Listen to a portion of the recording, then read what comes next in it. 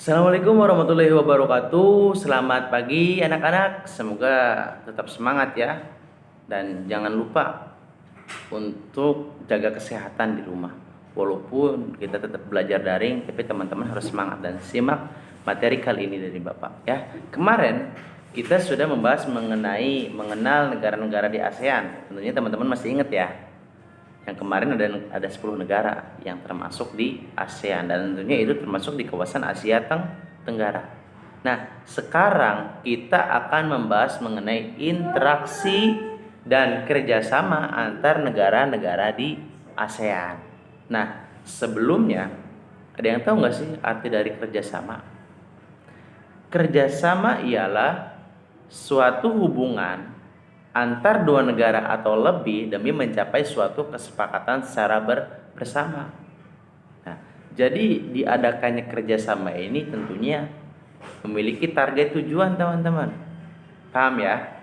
Nah, dengan adanya kerjasama ini dilatar belakangi oleh negara-negara yang di negara ASEAN. Tentunya yang menjalin kerjasama ini pasti memiliki kekurangan dan kelebihan. Makanya menjalinlah suatu kerjasama begitu. Nah, dengan adanya kerjasama ini tentunya ada interaksi antar di negara-negara ASEAN. Beberapa faktor yang mendorong terjadinya interaksi dan kerjasama di negara ASEAN. Yang pertama yaitu ada kesamaan dan perbedaan sumber daya alam.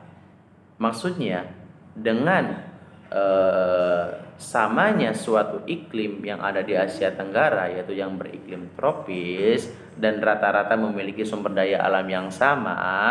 Contohnya negara-negara penghasil minyak bumi di dunia mendirikan suatu organisasi yang disebut dengan OPEC. Nah, itu. Lalu yang kedua di sini dengan adanya perbedaan sumber daya alam ya menjadi suatu langkah, suatu dorongan untuk menjalin suatu kerjasama. Contohnya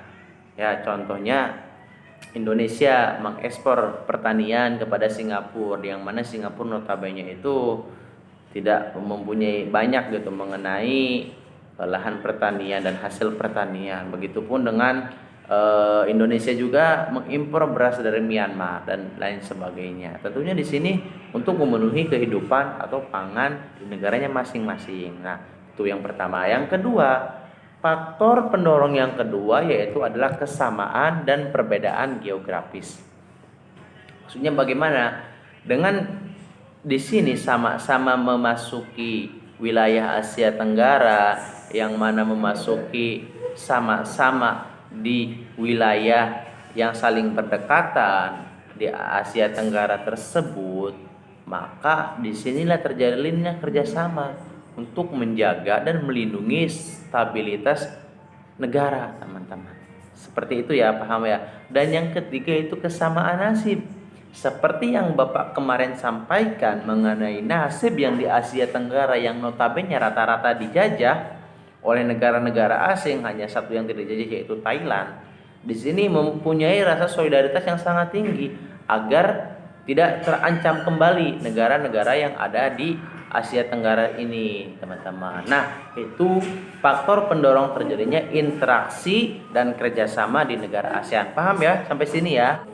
Nah, di samping itu juga ada faktor penghambat, teman-teman. Yang pertama, faktor penghambat terjadinya interaksi dan kerjasama antar negara ASEAN, yaitu yang pertama adalah perbedaan ideologi.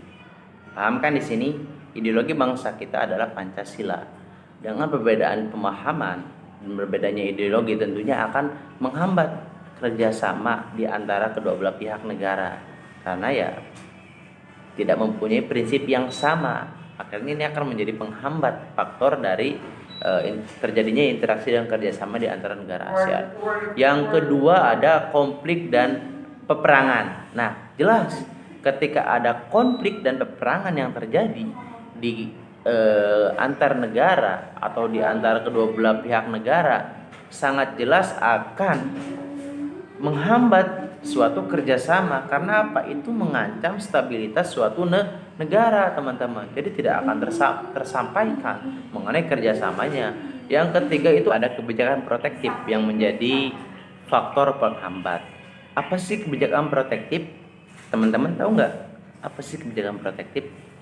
Jadi kebijakan protektif itu adalah suatu kebijakan pemerintah untuk melindungi industri dalam negeri yang sedang tumbuh atau biasa disebut juga dengan infant industry, dan melindungi perusahaan-perusahaan baru yang sedang berkembang dari ancaman negara asing.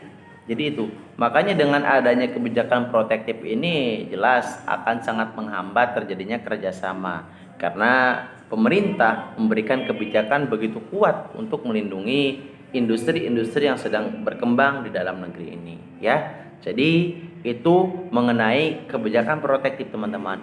Dan yang terakhir atau yang keempat itu ada perbedaan kepentingan negara. Perbedaan dan kepentingan negara yang berbeda ini menjadi faktor penghambat. Jelas, ya. Ketika satu negara atau beberapa negara bersikuku untuk mementingkan kepentingannya masing-masing, itu tidak akan tercapai suatu kesepakatan atau tidak akan tercapai suatu kerjasama. Makanya menjadi faktor penghambat. Para rasa teman-teman sudah paham ya sampai sini ya? Paham gak nih? Harus paham dong ya. Jadi itu mengenai interaksi dan kerjasama di negara-negara ASEAN, teman-teman.